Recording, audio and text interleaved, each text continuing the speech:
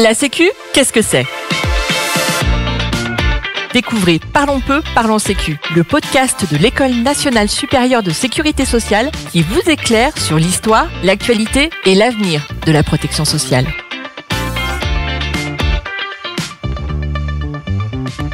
Dans cet épisode, nous recevons Julien Damon, enseignant à Sciences Po et HEC et conseiller scientifique de l'EN3S. Julien Damon, bonjour. Bonjour. L'épisode qui nous rassemble aujourd'hui va porter sur les sans-abri et la protection sociale. Pour commencer, pouvez-vous définir de qui parle-t-on ? Eh bien, ce sujet est à la fois simple et compliqué. C'est simple parce que tout le monde croise des personnes sans abri dans la rue, mais c'est compliqué car les personnes complètement à la rue sont la face émergée de l'ensemble des difficultés de logement. Si on est plus concret, les sans-abri, ce sont les personnes qui dorment dehors, qui vivent dans l'espace public, et on baptise plus largement sans domicile, c'est un vocabulaire INSEE, ces sans-abri qui sont complètement dehors, mais aussi, et ces personnes sont bien plus nombreuses, toutes les personnes qui sont dans des centres d'hébergement. Et alors vous allez me demander, combien sont-ils ? On peut citer des ordres de grandeur, plutôt que des chiffres extrêmement précis. Les sans-abri sont maintenant mieux connus parce qu'il existe des décomptes qui sont réalisés dans les grandes villes. Ils sont ainsi, une nuit donnée, quelques milliers en Île-de-France qui concentre la problématique.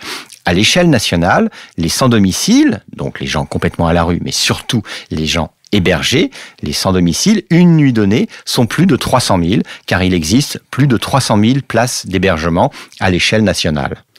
Et alors, quelles sont leurs situations en matière de protection sociale ?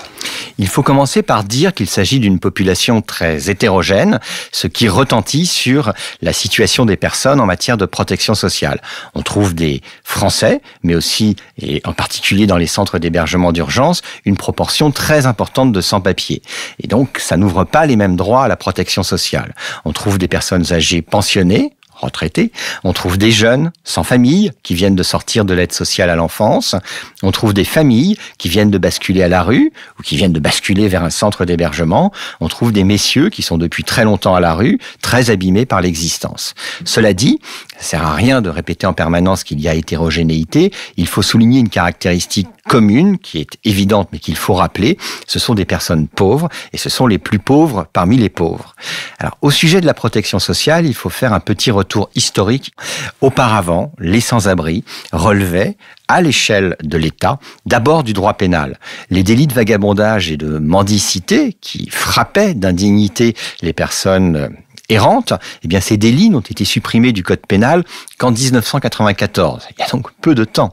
Et les personnes à la rue, les personnes dans les centres d'hébergement, aujourd'hui, relèvent principalement du droit social et des dispositifs en direction des personnes exclues.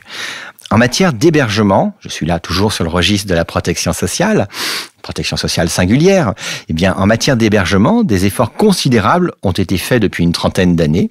Aujourd'hui, la dépense d'hébergement pour les sans-domicile, parmi lesquels il faut compter les demandeurs d'asile, équivaut à plus de 10% des dépenses publiques pour le logement. L'hébergement, aujourd'hui, c'est plus de 10% de la politique du logement.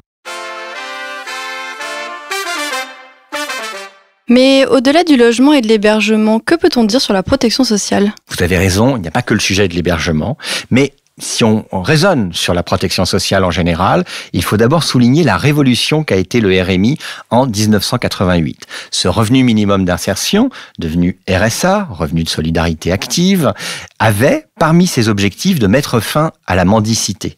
Cette visée n'a pas vraiment été atteinte, mais l'idée était bien de traiter des cas de grande marginalité. Une partie des sans-domicile touche par ailleurs l'allocation aux adultes handicapés. Au-delà des seules prestations d'aide sociale, d'assistance, il faut aussi avoir à l'esprit que la plupart des sans-domicile ont des droits ouverts pour leurs soins de santé, qu'ils passent par la protection maladie universelle ou par l'aide médicale d'État. Certains, sans-abri, sans-domicile, touchent des retraites, touchent des rentes d'accident du travail. Ceux qui vivent avec des enfants, en hébergement ou même à la rue, peuvent toucher des prestations familiales. En fait, nombre de sans-domicile ont des relations très nourries avec les organismes de protection sociale, qu'il s'agisse des caisses de sécurité sociale, au premier rang desquelles les caisses d'allocation familiale, mais aussi d'autres institutions sociales, comme les centres communaux d'action sociale, les CCAS des municipalités. Enfin, dernier mot de ce rapide panorama sur la protection sociale, eh bien, contre l'image d'une population qui serait totalement à côté du monde du travail, il faut aussi noter qu'une partie, certes réduite et sans domicile, travaillent. Non seulement ils sont couverts par la protection sociale, mais ils cotisent. On peut les baptiser les travailleurs très pauvres. Et comment les sans-domicile peuvent-ils faire valoir leurs droits s'ils n'ont pas de logement ? C'est une excellente question, comme toutes vos questions, mais c'est celle qui, en effet, peut, sur ce sujet des sans-abri, venir le plus immédiatement à l'esprit. Eh bien, puisque à la rue ou dans des centres d'hébergement, ils ne sont pas dans ce que l'INSEE baptise du logement, entre guillemets, ordinaire, ces sans-abri, sans domicile, échappent d'abord aux statistiques les plus communes. Petit paradoxe, les plus pauvres sont absents des statistiques de la pauvreté. Surtout, pour reprendre votre question d'un point de vue plus pragmatique, il est difficile de faire valoir vos droits quand vous n'avez pas d'adresse. Alors, à cet effet, vous avez un dispositif, vous pouvez bénéficier d'une domiciliation. Il s'agit de l'adresse d'un CCAS, ces centres communaux d'action sociale, que nous avons évoqué, l'adresse d'un CCAS ou d'une association agréée. Vous disposez alors d'un justificatif de domicile et d'une adresse, ce qui vous permet de recevoir du courrier. Ce dispositif vous permet d'accéder à des droits et prestations. Vous pouvez par exemple vous inscrire sur les listes électorales si vous avez le droit de vote. Et vous pouvez gérer ou faire gérer vos droits sociaux. D'ailleurs, sur ce sujet, les associations jouent un rôle très important, non ? Absolument, ce sont certainement les acteurs clés de ce dossier, historiquement, depuis des siècles, les œuvres auparavant, mais aussi maintenant. Aujourd'hui, une grande partie de leur activité à ces associations, notamment sur le registre de l'hébergement, est financée par l'État. Mais ce sont elles qui assurent la gestion concrète, quotidienne, des dispositifs. Et avec leurs bénévoles, elles apportent à la fois de l'innovation et ce supplément d'humanité qui doit limiter les contraintes bureaucratiques, notamment pour des personnes qui sont dans les situations les plus compliquées que l'on puisse trouver en matière de protection sociale. Pour finir, ces politiques de prise en charge des sans-abri sont-elles efficaces ? D'abord, il faut admettre que ces politiques sont particulièrement denses. Les dépenses françaises pour l'hébergement des sans-domicile correspondent au tiers des dépenses européennes en la matière, ce qui est colossal. Parce que la France, ça n'est pas le tiers de la population européenne.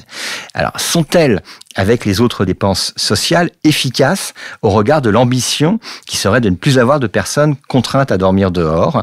Eh bien, il suffit de passer dans les rues des grandes villes pour voir qu'il y a encore du chemin à faire. Ceci dit, pour conclure, il faut considérer que la question des sans-abri, et plus largement celle des sans-domicile, n'est pas isolée des autres questions sociales. Toutes ces situations difficiles sont la forme extrême de toutes les difficultés sur les plans du logement, de l'emploi, de la famille, de la santé, de la psychiatrie. Elles ne peuvent pas se comprendre isolément de toutes les questions sociales et de toutes les politiques sociales. À ce titre, se pencher sur les sans-domicile et sur leur prise en charge est une façon d'évaluer l'ensemble des politiques publiques qui ont pour ambition globale de réduire au maximum ces situations d'indignité. Merci beaucoup pour cet éclairage. Je vous en prie. Vous venez d'écouter Parlons peu, parlons sécu, un podcast de l'EN3S, l'École nationale supérieure de sécurité sociale. Retrouvez prochainement un nouvel épisode pour décrypter ensemble les enjeux de la protection sociale.